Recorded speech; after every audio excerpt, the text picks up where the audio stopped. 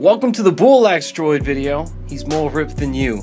Now, let's talk about the B2-RP droid. This guy is awesome, mainly because of his ability to traverse the field of battle very quickly because of his jetpack abilities. They get off cooldown very quick in synergy if you time them right with the left bumper one first, then right bumper. Pro tip for this character, I'd recommend having your right stick in being your combat role instead of the default B button because it helps you move, dash to the side really quickly, and keep on target while you're shooting. Very pro to keep moving as this character. He also, his 300 health is very important, and also the flanking ability to just circle around an enemy before you even realize it. Look at this, just straight over his head right behind him. Never saw it coming. Luckily, this was some older gameplay when I was a little bit newbier at this character, so I wasn't quite ready for that kill. But as you see later, being able to be higher than the other team just surprises them. They don't expect it. Get a simple headshot from good range. Shout out to Dice for the headshot multiplier, we think. Then with the left bumper ability to be quickly to engage him from somewhere he did not expect you to be for another easy kill. And it's just all his abilities intact with his very strong weapon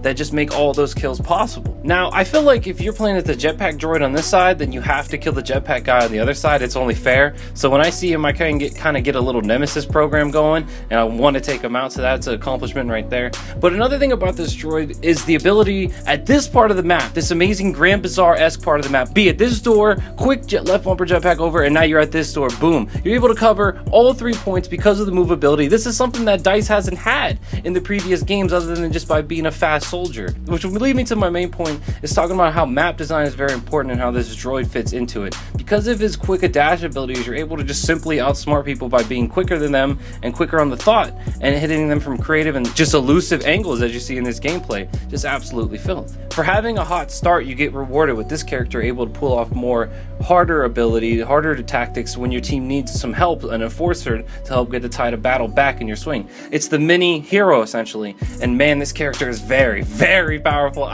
We think he's a little overpowered, so I wouldn't be surprised if he gets nerfed after the beta, but hell, the entire Empire feels overpowered. A lot of their characters are just a lot of fun, and hell, it's my favorite faction right now just because they're better. The Wookiee is doo-doo on the other side. I don't recommend running the Wookiee. I think it's a waste. I recommend just running the B2, the buff, the Borlax droid. He's more ripped than you. And so that's been the Borlax video. I hope you've enjoyed it. I think I covered everything. Wrist rocket, the noob tube with your super. It's alright. It's definitely not the most overpowered thing about him. It's his speed ability, and his gun is very solid.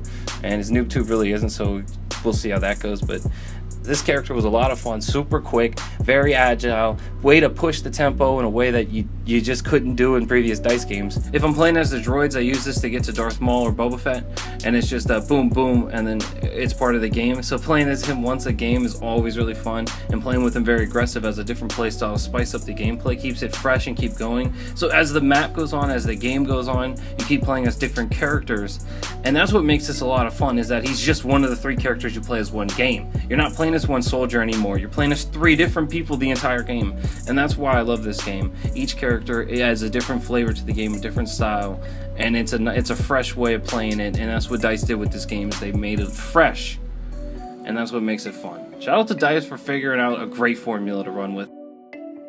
Thanks for watching. Peace out.